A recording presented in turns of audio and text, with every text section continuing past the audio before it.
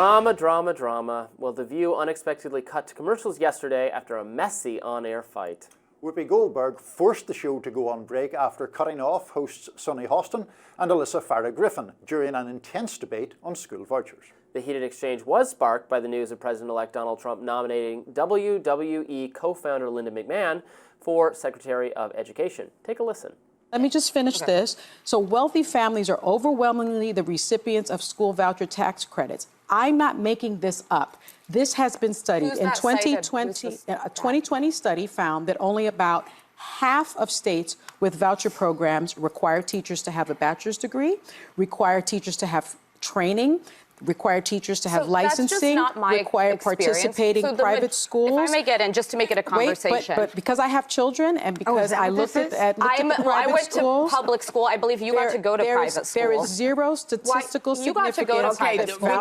Because nobody can figure out what's being said here right now. No, there is no last thing right now. We're going to go to break, and then we're going to come back. Yes. Because you can't. What's happening is no one can hear anything anyone is saying. So everybody has to on it so we can talk. Well, that goes for you too, my dear. That's for a word, and she's been talking for 3 minutes.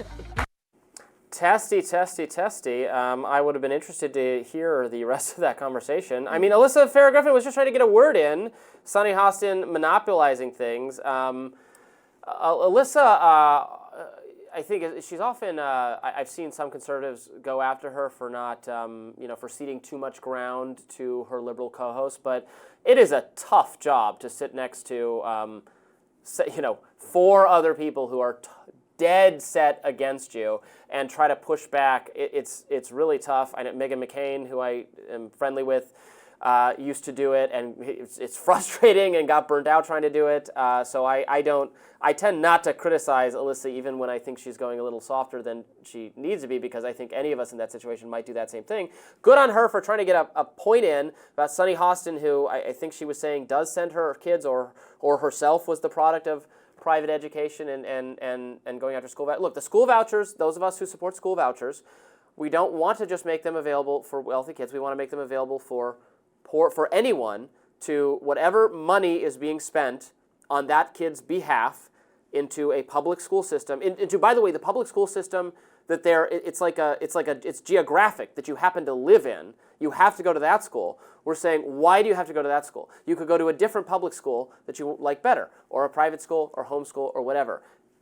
Give the parents choice and take that money and give it to the kid rather than the school system. It's not supposed to be some transfer to already wealthy. And if you want to make it, what it means, test it even, so it only goes to less economically advantaged kids, fine. But right now, under the current system, wealthier families who want to send their kids to private school, they're already paying into the public school system because they're paying the taxes that everybody else is paying, and then they're paying on top of that to go to the private system if that's what their preference is. That's just how it works. So I don't know how beating up on them further makes much sense to me.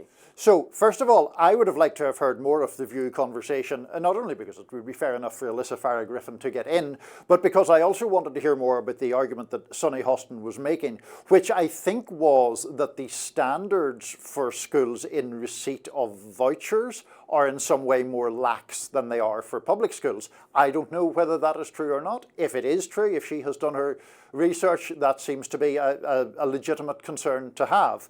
In relation to the school districts issue, I don't think everyone is strictly, it's not like geographical district determines the sole school you go to, right?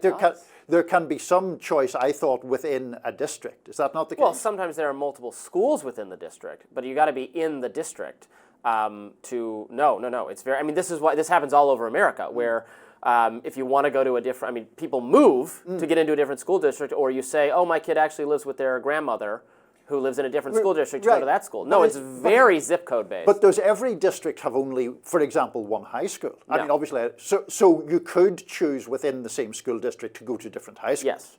Yes. Often it's just one. Sometimes there's multiple ones, but and sometimes there's some other options. But in a lot of places, you're just stuck, and the one you're stuck with is not very good. I'm thinking of I went to private school, in the school district I grew up in Detroit, Michigan, I think there was one public high school. That was the one you were going to go to. If you're going to public school, you're going to that one, and that one wasn't very good. Well, what would have happened, Robby? But in the neighbor, maybe had you gone to the public school, you would have greater empathy. But in the for the marginalised populations of Detroit. Well, to force somebody to do that is so. The school district I lived in, I lived on the border.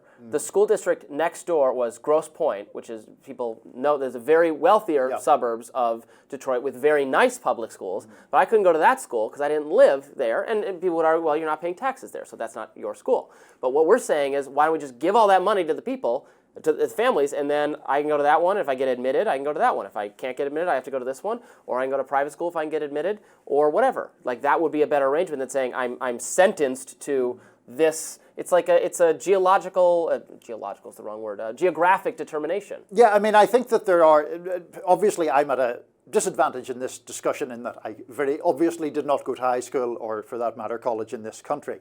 I recall when my daughter was of high school age, living in DC, that there were several choices within DC as to where she might go, and all of which were public schools, and that some of them had specialties. There's a very famous Duke Ellington High School here in Washington, D.C., which, for example, is more has a greater propensity for people performing in the performing arts. Dave Chappelle went there. So there is school choice to a degree. Affluent cities with giant populations might have more choices, but when you're talking about the vast interior of the country where, no, there's one school, and maybe the other school you'd want to go to might be, a 40-minute bus drive or something, and that's not going to be a realistic choice for anyone. But why not just give them the choice if they'd want to do that? Or you have hybrid schools. Right now, what DC has has these hybrid public charter quasi, it's an amalgamation type language schools where they teach real young kids. Either there's a Spanish one, there's a Chinese one, et cetera, and so forth. And you can pick which one you want to go to. And that, again, that's just using the system to create more choice for people. Let's get briefly back to our friends at the View, because I know we're both fans of our that. Good friends. One thing that I suspect I'd be in Sonny Hostin's argument, or side of the argument in the general debate. One thing that I didn't like in that exchange that we played, unless I misheard it, was that she said to Alyssa Farah Griffin, "Because I have children," and then went on to say something else. I deduce from that maybe Alyssa doesn't have children. Alyssa does not yet have children. Yeah, I don't think that is ever. She's recently married. A appropriate line of argument, and it's such a sensitive topic for all sorts of obvious reasons. Yeah, I'm never a fan. I don't. That. No, we don't need to play it again. I don't have children. But I have lots of nieces and nephews that I love very dearly, and I want the country to be a good place for that. One other thing I wanted to say on the standards argument, it depends what the standards are. Like, for instance, the city of DC has for years tried to force on daycare providers increasing standards whereby the daycare workers would need to have education degrees. And that is just a way to take away jobs from people returning from part-time work, immigrants, people who didn't. Look, you don't need a master's degree in education to take care of kids. You need a loving soul. Sure. But my mother can do it. My grandmother can do it.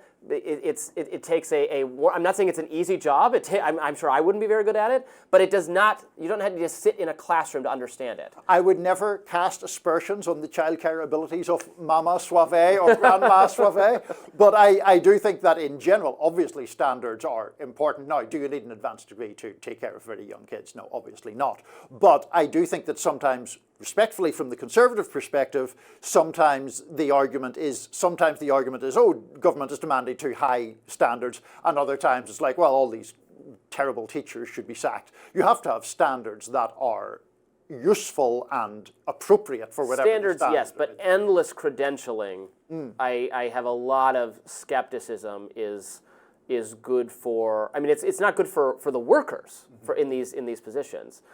So that's you have standards for performance. And that's the other argument you can make for private education or charter schools. If they're doing a bad job, they fail. They go out of business. Whereas the public school system, like other government system, says we're failing because we need more money. Give us more money. We seem to be at odds with the public good once again. All right. Well, you let us know, viewers, in the comments what you think. That does do it for Rising today.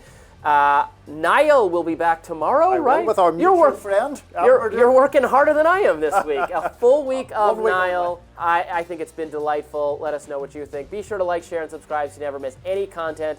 And for those of you who like to listen while on the go, we're now available anywhere you can find podcasts. And I will see you next week.